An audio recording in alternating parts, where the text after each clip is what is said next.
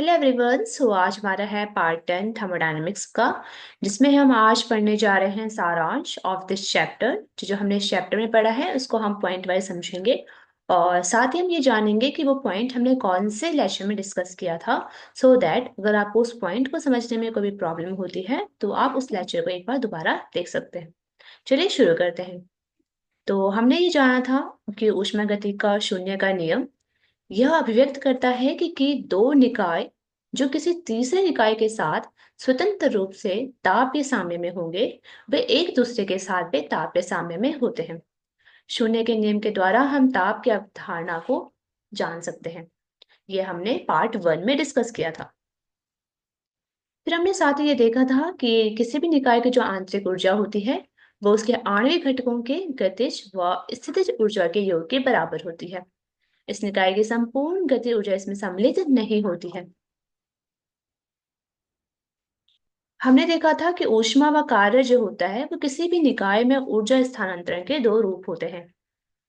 निकाय व उसके परिवेश के बीच में ताप अंतर के कारण जो ऊर्जा का स्थानांतरण होगा उसे हम कहते हैं ऊष्मा।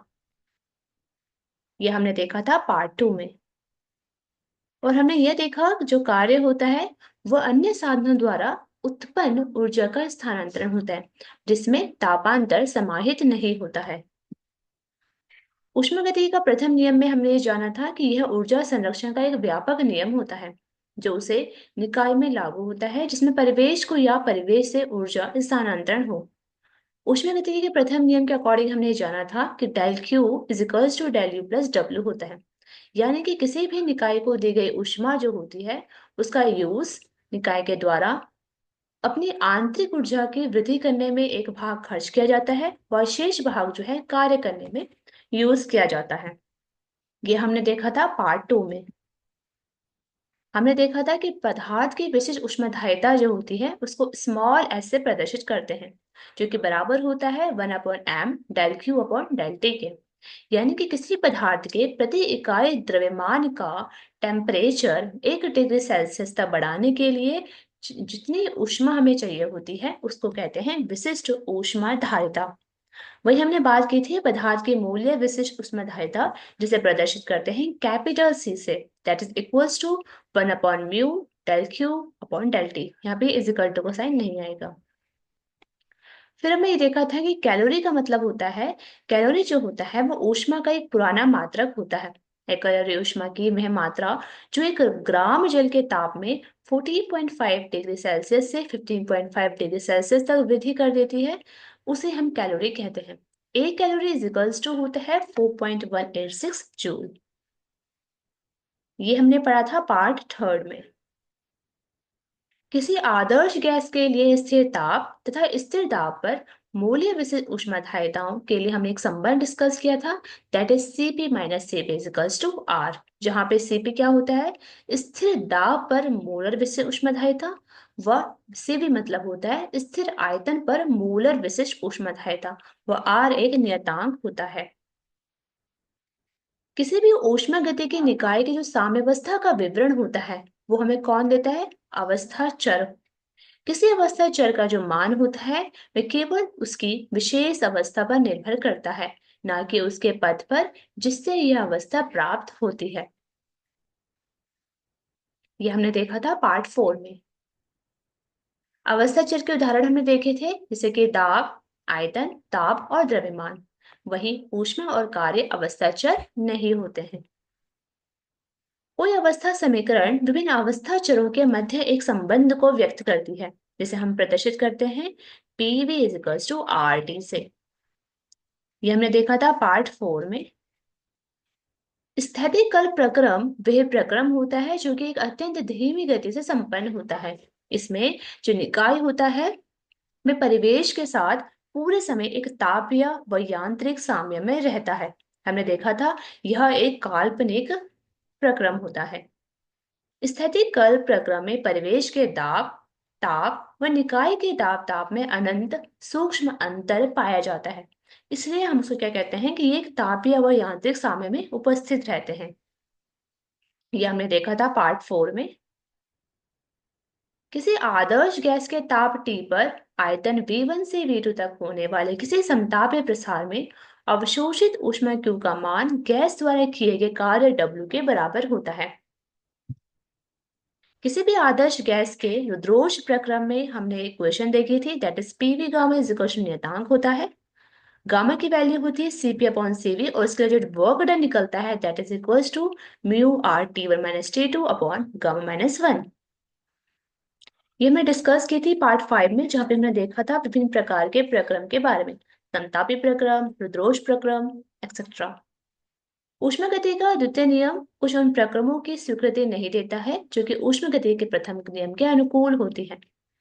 ऊष्मागति के द्वितीय नियम में सॉरी ऊष्मागति के द्वितीय नियम में हमने दो प्रकार के कथन पढ़े थे।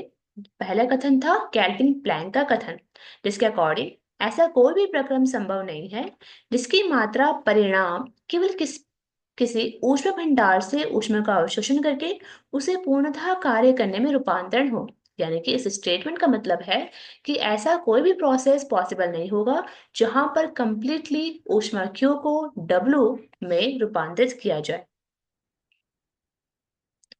क्लासिस का कथन होता है कि ऐसा कोई भी प्रक्रम संभव नहीं है जिसका मात्र परिणाम ऊष्मा का किसी ठंडे पिंड से अपेक्षाकृत कम पिंड में स्थानांतरण हो। यानी कि ऐसा कोई भी प्रोसेस पॉसिबल नहीं है जिसका केवल केवल यह काम करना हो कि ठंडे पिंड से गर्म पिंड में ऊष्मा का स्थानांतरण हो। द्वितीय नियम यह भी बताता है कि किसी भी ऊष्मा इंजन की दक्षता n=1 नहीं हो सकती है, या किसी भी प्रशीतक यानी कि रेफ्रिजरेटर का निष्पादन गुणांक अनंत के बराबर नहीं हो सकता है। कोई भी उत्क्रमण प्रक्रम होता है यदि उस प्रकार उसे उत्क्रमित किया जाए कि निकाय और परिवेश दोनों अपनी प्रारंभिक अवस्था में वापस पहुंच जाए व परिवेश में कहीं भी परिवर्तन ना हो। इसका कहते हैं रिवर्सिबल प्रोसेस। लेकिन हम ये जानते हैं कि प्रकृति के नैसर्गिक प्रक्रम अनुत्क्रमणीय होते हैं। आदर्श उत्क्रमणीय प्रक्रम स्थैतिकल प्रक्रम होता है जिसमें कि घर्षण, श्यानता आदि घटक विद्यमान नहीं रहते हैं। किन्हीं दो तापों जैसे T1 एवं T2 के मध्य कार्य करने वाला कार्नो इंजन एक उत्क्रमणीय इंजन होता है। दो रुद्रोषण प्रक्रम से दो समतापी प्रक्रम कार्नोट चक्र का निर्माण करते हैं। हमने डिस्कस किया था कार्नोट चक्र क्या होता है। तो कार्नोट चक्र में हमारे पास दो रुद्रोष प्रक्रम होते हैं और दो समतापी प्रक्रम होते हैं। कार्नो इंजन की दक्षता का सूत्र होता है eta=1 minus T2 upon T1। किन्हीं दो तापों के मध्य कार्य करने वाले इंजन की दक्षता का नियम दक्षता की दक्षता से अधिक नहीं हो सकती है। सॉरी, किन्हीं दो तापों के मध्य कार्य करने वाला जो इंजन होगी उसकी दक्षता जो होगी वो कभी भी एक से अधिक नहीं हो सकती है। उसके बाद हम डिस्कस कर लेते हैं कुछ राशियों के बारे में, उसके प्रतीक व उससे जुड़े हुए कुछ अन्य बातों के बारे में। आयतन प्रसार गुणांक का सिंबल होता है अल्फा वी। उसकी विमा होती है K⁻⁻1। मात्रक होता है कैल पर केल्विन और अल्फा वी इक्वल्स टू होता है 3 अल्फा। किसी निकाय को प्रदत्त ऊष्मा डेल क्यू से प्रदर्शित करते हैं। उसकी विमा ये होती है, वह उसका मात्रक जो होता है वह जूल होता है। ये ध्यान रहे कि ऊष्मा एक अवस्था चर नहीं होता है। विशिष्ट ऊष्माधारिता को हम स्मॉल एस से दिखाते हैं। उसका मात्रक होता है पर जूल पर किलोग्राम पर केल्विन। ऊष्मा इंजन की दक्षता का प्रतीक होता है ईटा। इसकी कोई विमा नहीं होती और ना ही कोई मात्रक होता है। प्रशीतक का निष्पादन गुणांक होता है अल्फा। यह भी विमाहीन व मात्रक इसका नहीं होता है। तापीय चालकता को हम प्रदर्शित करते हैं कैपिटल के से। इसका मात्रक होता है जूल पर सेकेंड पर केल्विन। इस तरह से ये वाला चैप्टर हमारा कंप्लीट हो जाता है। Thank you.